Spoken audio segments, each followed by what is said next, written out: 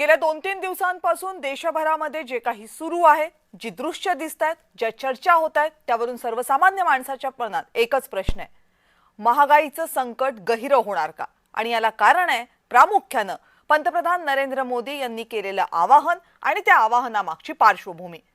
देशातल्या प्रत्येकाने कमीत कमी इंधन वापरण्याचा प्रयत्न करा.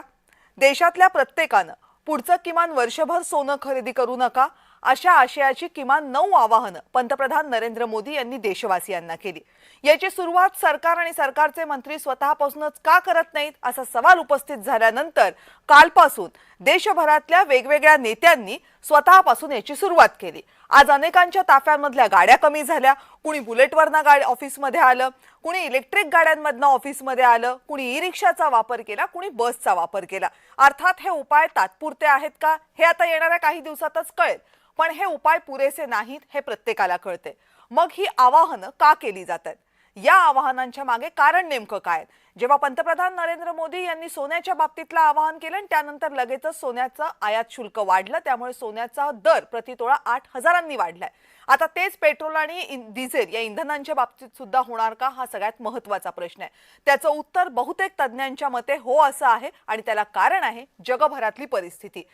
हॉर्मुझची खाडी बंद असल्यामुळे युद्धाचा परिणाम झाल्यामुळे तेलाचे दर प्रचंड वाढलेले आहेत आणि अवघ्या जगभरामध्ये त्याचे परिणाम जाणवतात. त्यातनं भारत अलूफ राहू शकेल अशी अपेक्षा करणं हे भाबडेपणाचं आहे. जरी सरकारी पातळीवरनं वारंवार हे सांगितलं जात असेल की आपल्याकडे तेलाचा पुरेसा साठा आहे, तेलाचे दर वाढलेले नाहीत, तरीही तेलाचे दर वाढणार नाहीत याची खात्री कुणालाच नाहीये.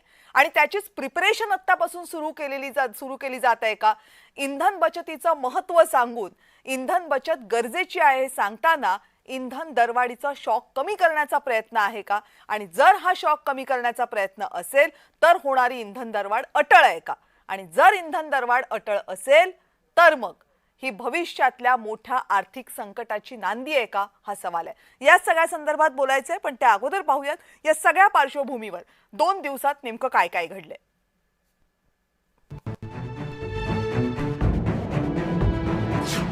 इराण युद्ध सुरू झाल्यापासून प्रत्येकाला इंधन साठ्याबद्दल हुरहुर लागली. पंतप्रधान नरेंद्र मोदी यांनी रविवारी इंधन बचतीचं आवाहन केल्यापासून सामान्य माणसाची चिंता आणखी वाढली आहे. पंतप्रधान नरेंद्र मोदी यांनी स्वतःचा ताफा कमी केला.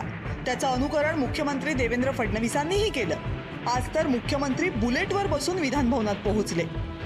प्रधानमंत्री महोदयांनी जे काही निर्देश दिलेले आहेत ते देशहिताकरता आहेत आणि म्हणून आपापल्या परीनं जे जे करता येईल ते करण्याकरता आम्ही सगळे प्रयत्न करतो आणि म्हणून सिम्बॉलिकली त्याचा प्रचार झाला पाहिजे. आणि जेव्हा राज्यातले नेते मंडळी अशा प्रकारे प्रचार करतात तर ते लोकांपर्यंत पोहोचतं. म्हणून मी आज या ठिकाणी मोटरसायकलने आलेलो आहे. अन्य सर्व मंत्र्यांनी सुद्धा आपापले ताफे कमी केलेत. उद्योग मंत्री उदय सामंत यांनी आपल्या ताफ्यामध्ये फक्त इलेक्ट्रिक कार्सच असतील याची खबरदारी घेतली आहे.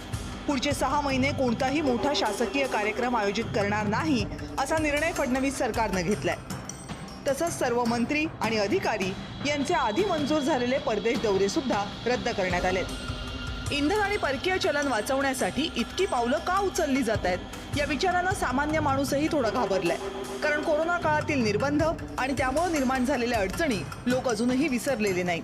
यावर केंद्र सरकारनं मात्र स्पष्टीकरण दिलंय. भारताकडे 60 दिवस पुरेल इतका कच्च्या तेलाचा साठा आहे.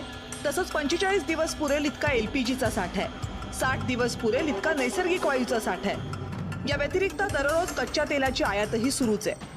बहुत सारे ऐसे PNG उपभोक्ता हैं जिनके पास PNG और LPG कनेक्शन दोनों हैं. ऐसे लगभग 57,200 उपभोक्ताओं ने अपने LPG कनेक्शन को सरेंडर किया है. हमारे रिटेल आउटलेट, जैसा मैं आपको पहले बता चुकी हूँ, नॉर्मल ऑपरेट कर रहे हैं और रिटेल प्राइस पेट्रोल और डीजल का स्टेबल है और कोई उसमें बढ़ोतरी अभी तक नहीं की गई है. असं असलं तर येत्या काही दिवसात इंधनाचे दर वाढण्याचीही शक्यता आहे. रिझर्व्ह बँकेचे गव्हर्नर यांनी तसं बोलूनही दाखवले. त्यामुळे नजीकच्या काळात इंधनासाठी जादा पैसे मोजायला तयार राहायला हवं हे मात्र नक्की. ब्युरो रिपोर्ट, जय महाराष्ट्र.